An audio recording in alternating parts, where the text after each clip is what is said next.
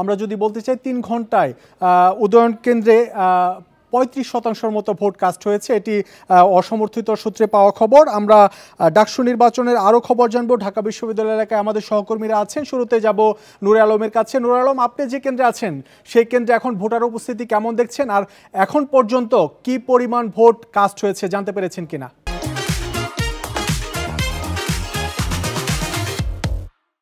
আমি এই মুহূর্তে রয়েছি ইউনিভার্সিটি ল্যাবরেটরি স্কুল কেন্দ্রে, যেখানে শুধুমাত্র একটি হলের ছাত্রীরা ভোট দিচ্ছে। আমি যদি সেই চিত্র দেখাই, যে দীর্ঘ সারি ভোটারদের, শামসুন্নাহর হলের ছাত্রীরা এই কেন্দ্রে ভোট দিচ্ছেন। এরই মধ্যে 40% ভোট কাস্টিং হয়ে গিয়েছে, মাত্র বাজে বেলা 12টা। এখান থেকেই বোঝা যাচ্ছে যে ভোটারদের কি পরিমাণ উচ্ছ্বাস, কারণ দীর্ঘদিন পর এই ভোট দেওয়ার সুযোগ পাচ্ছেন ভোটাররা। আমরা এখানে ছাত্রীদের সাথে কথা বলেছিলাম, তারা বলছেন যে ভোটের পরিবেশ সুষ্ঠু এবং তারা খুবই সুষ্ঠুভাবে ভোট দিচ্ছেন এবং সার্বিক পরিস্থিতি নিয়েও তারা সন্তুষ্ট। কিছুক্ষণ আগে আমার সাথে কথা হয়েছিল ডাকসু নির্বাচনের টাস্ক ফোর্সের প্রধান অধ্যাপক ডক্টর গোলাম রাব্বানির সাথে। তার কাছে আমরা জানতে চেয়েছিলাম যে এখন পর্যন্ত ভোটের পরিবেশ কেমন দেখছেন। তিনি বলছেন যে সুশৃঙ্খলভাবে ভোট গ্রহণ চলছে, সেই সঙ্গে পাল্টাপাল্টি যে প্রার্থীদের অভিযোগ উঠেছে আচরণবিধি লঙ্ঘনের, অর্থাৎ কেন্দ্রের ভেতরে প্রবেশের, সেই বিষয়টি নিয়ে তিনি জানিয়েছেন যে কোনো প্রার্থীর কেন্দ্রের ভেতরে প্রবেশের কোনো সুযোগ নেই। যদিও কেউ যদি প্রবেশ করেও থাকে, সঙ্গে সঙ্গে তিনি কিন্তু কেন্দ্র থেকে বের হয়ে গিয়েছেন বলে টাস্ক ফোর্সের প্রধান অধ্যাপক ডক্টর গোলাম রাব্বানি আমাদেরকে জানিয়েছেন। আমরা শিক্ষার্থীদের সাথে কথা বলেছিলাম, শিক্ষার্থীরা যেটি বলছেন যে প্রতি বছর যাতে নিয়মিতভাবে ডাকসু নির্বাচন অনুষ্ঠিত হয় এমনটাই প্রত্যাশা তাদের, এবং এই নির্বাচনের ধারা যাতে সামনের দিনেও বজায় থাকে, সেই সঙ্গে যে সকল প্রার্থী বিশ্ববিদ্যালয়ের সমস্যা সমাধানে ভূমিকা রাখতে পারবে। প্রচন্ড গরম উপেক্ষা করে দীর্ঘ লাইনে দাঁড়িয়ে ভোট দিচ্ছেন শিক্ষার্থীরা, ছাত্রীরা ভোট দিচ্ছেন। তাদের কোনো অভিযোগ আছে কিনা? আমি একটু সরাসরি আমরা কয়েকজন ছাত্রীর সাথে যদি একটু কথা বলার চেষ্টা করি। আপু, কেমন দেখছেন ভোটের পরিবেশ? দেখুন, আমি একজন প্রার্থী প্লাস ভোটার। পরিবেশটা দেখে ভালো লাগছে, সবাই সবার প্রতি সহমর্মী এবং খুব সহনশীল আর খুব শান্তিপূর্ণ পরিবেশ। তবে গরম বেশি, ভোটার আমার ভাই বোনেরা কষ্ট পাচ্ছে, এটা ভালো লাগতেছে না আর কি। যেটি হচ্ছে ভোটের পরিবেশ খুবই সুশৃঙ্খল, কিন্তু একটু তাপমাত্রা বেশি। তারপরও আমরা দেখছি প্রত্যেকটি কেন্দ্রের সামনে দীর্ঘ সারি ভোটারদের, এবং ভোটারদের যে উচ্ছ্বাস, সেই উচ্ছ্বাস কিন্তু এই সারি বলে দিচ্ছে।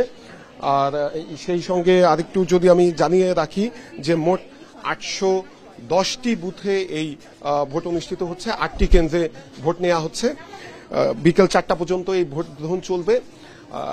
ফলাফল প্রকাশ হতে হতে আমরা আরেক সহকর্মী জাহিদুল বাশারের কাছে যাব। জাহিদুল বাশার, আপনি সকাল থেকে জানাচ্ছিলেন উৎসব মুখর পরিবেশের মধ্য দিয়ে ভোট গ্রহণ চলছে ডাকসু নির্বাচনে। ছোটখাটো অভিযোগ আছে কয়েকজন প্রার্থীর, আসলে তারা কোন কোন বিষয়ে অভিযোগ তুলে ধরছেন?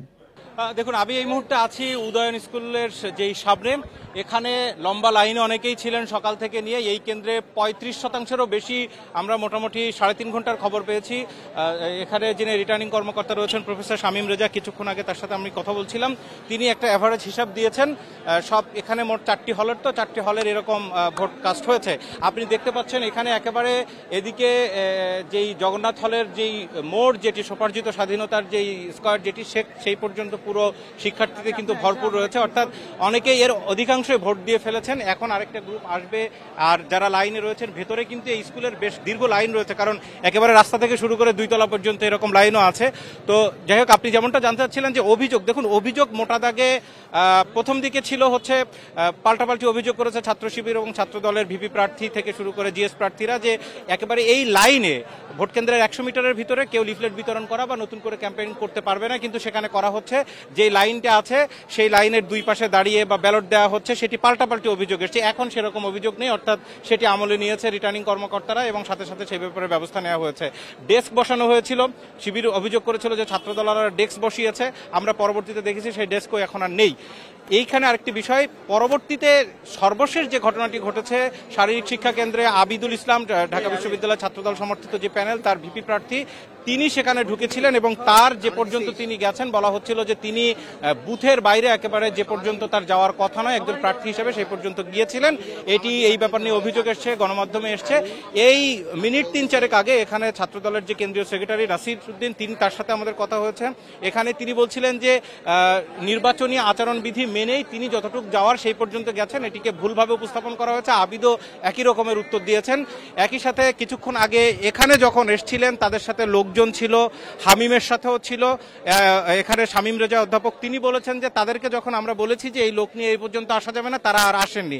এখানে তারা কিন্তু আচরণবিধি মেনেছেন। সুতরাং এই ব্যাপারে এই কেন্দ্রে কোনো ধরনের এইরকম কোনো সমস্যা হয়নি।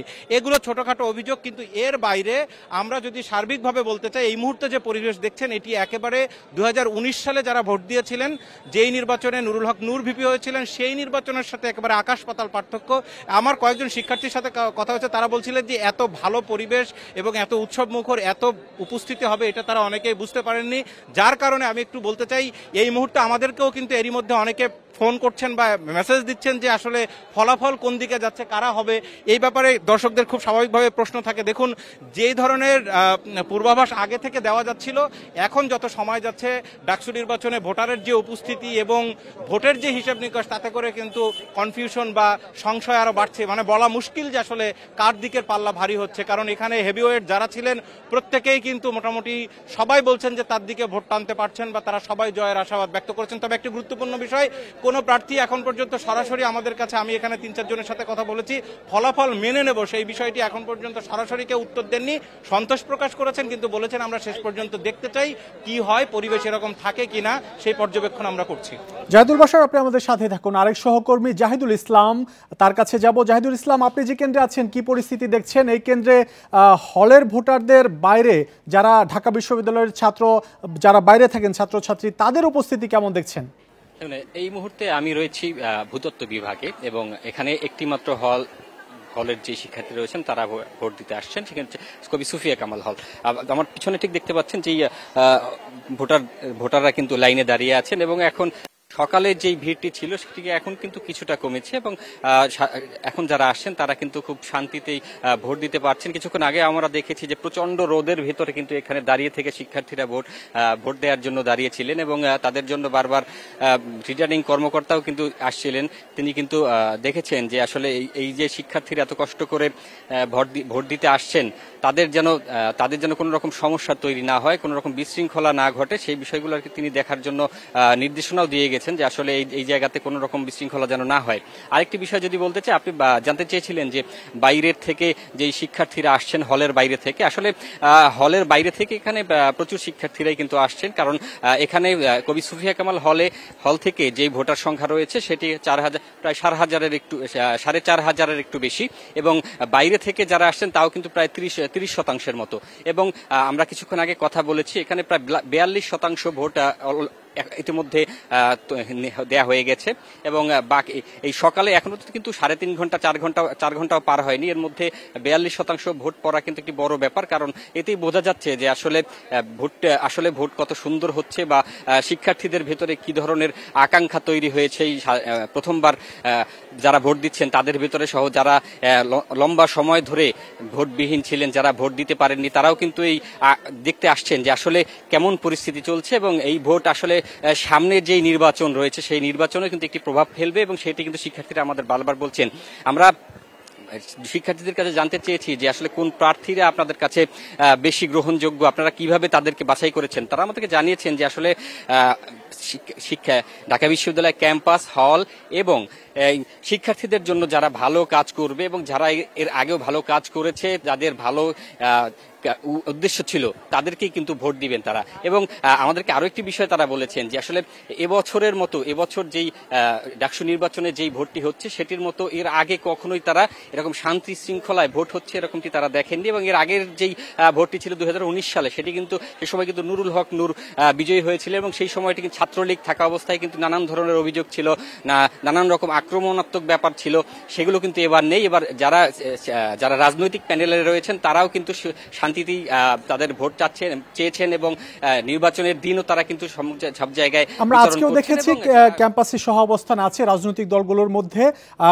জাহিদুল ইসলাম, আপনি সংবাদ সংগ্রহ করতে থাকুন, আবার আপনার সাথে আমরা যোগাযোগ করব। ডাকসু নির্বাচনে উৎসাহ উদ্দীপনার মধ্য দিয়ে ভোট গ্রহণ চলছে। এখন পর্যন্ত 35 থেকে 40% ভোট কাস্ট হয়েছে, সেই খবর জানাচ্ছিলেন সহকর্মীরা।